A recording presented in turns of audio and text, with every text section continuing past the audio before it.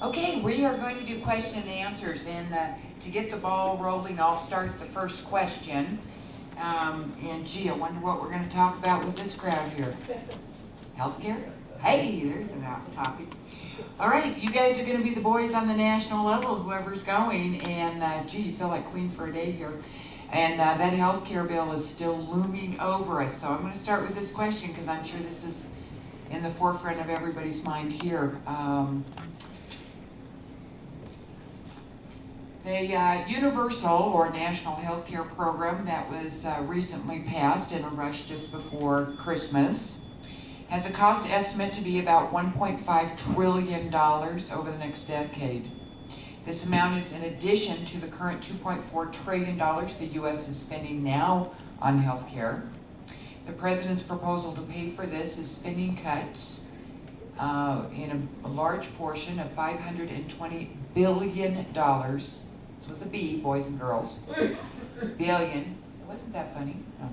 $1 billion in Medicare cuts and tax increases on income and medical equipment and other such things. So our question is where do you stand? Our current congressional person, Ann Kirkpatrick, voted for this, and we would like to know how you were going to handle this once you get there, and what we can do to. Do you support it? Do you see a way to make this better? Do you see, what are your ideas on this? We're going to draw randomly again. And first one will be Bradley Beauchamp. I'm against it, 100%. It's a piece of unconstitutional legislation. I already discussed it. It's unconstitutional under the Commerce Clause, and now they're changing tracks and they're saying, well, we can issue the penalty under the Congress's right to tax. And it doesn't fall under tax either because they never called it a tax. They called it a fine, they called it a penalty, they didn't call it a tax. Supreme Court's already ruled they will force Congress to play the cards they're dealt. And the cards they dealt themselves was that it was a regulatory penalty or a fine.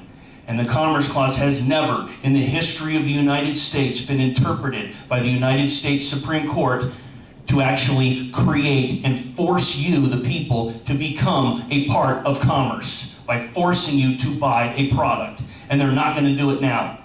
Because if they do that today, tomorrow you're going to be driving a General Motors car. And it could very well be a new one every 2 years. The government cannot force you to buy it. You defund the piece of legislation. You're not going to be able to get it overturned. How am I doing? Not going to be able to get it overturned because you're not going to have the majorities. The president's never going to sign the bill.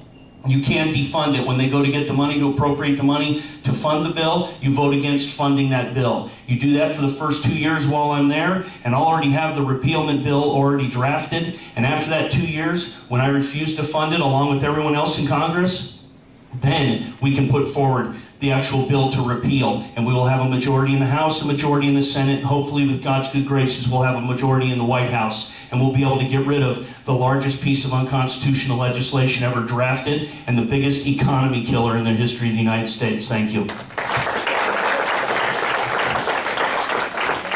And next name is John Jensen.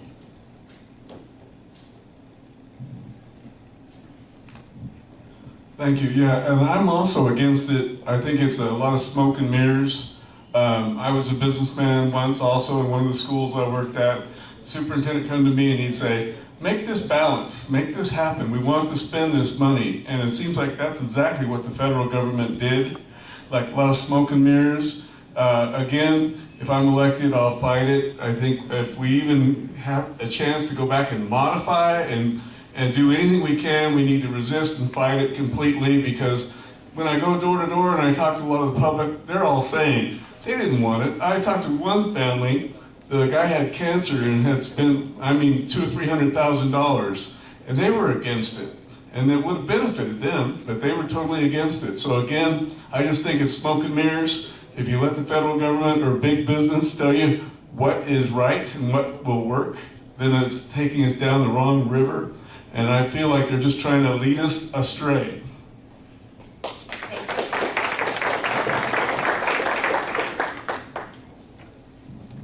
Next, holy moly, Steve Nant. I think this game is great. He keeps guessing when I'm going to be next, and I always am. It's like, geez, He this must guy's be pretty good. keeping it. Yeah. Well, the short answer, obviously, is that the legislation is unacceptable. It can't stand. It's poorly forged, poorly thought out. So I would vote against it. And quite frankly, I would have to suggest or suspect that Ann Kirkpatrick would also vote against it, even though she voted for it. But I think that's because she was told by her party, by the way, you will be voting for this. And she really didn't have a say in the matter. And that is one of the issues. That's one of the problems with the current position and the way it's being played. This is just someone dangling on the strings that are being pulled elsewhere. I think it's very important that we do the right thing for the people rather than what the party is telling us to do. And so I think that would be a very important piece of this. One of the other aspects of the healthcare bill is that it's not really going to solve the problem. In a rural district such as ours, it's actually going to create a huge provider shortage. Just the way the bill is designed, the impact it's going to have is we're going to lose doctors. And in a rural market like ours, it's already difficult. And now with this new healthcare bill, it's going to become a bigger problem. The biggest problem of the whole approach to the healthcare problem, well, there's two problems. One is the way they pushed it through by declaring it a crisis. And then all of a sudden it's a crisis, we've got to fix it, we've got to fix it. Well, this is the crisis. Now Wall Street's the crisis. Now offshore drilling's the crisis. They always have a crisis, the crisis du jour. I mean, whatever it is. But then in that haste to solve the crisis, they passed this legislation, huge legislation in this case. And then finally is the government grab. In other words, the approach of them controlling every aspect of our lives is absolutely unacceptable. And again, it's done in the name of creating a crisis, and then, oh, but we've got the solution for you. And enough of the people, well, actually in this case, the people didn't actually believe it, but nonetheless, they stuck to their guns and said, it's a crisis, we're going to pass it, you're just too dumb to know any better. And that's a problem when the government begins to decide how to run our lives. And so, okay, Sorry. thank you. Thank you. Thank you. Let's do that.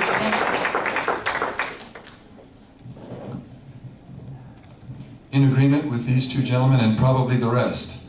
Let's talk about the bill itself.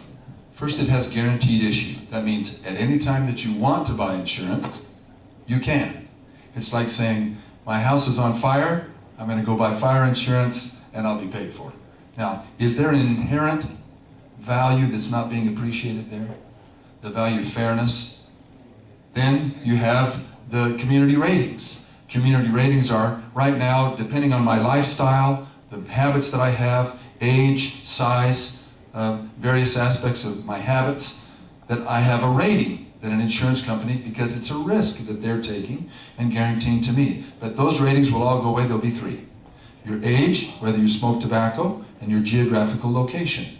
The young people will be forced to pay more, the older people will be forced or will be allowed to pay less. Young people who can least afford insurance, in many cases, will go bare, because the costs will go up 35% initially. So my son, young families who are right now struggle to do that, to even pay for health insurance, will go without health insurance until they need it.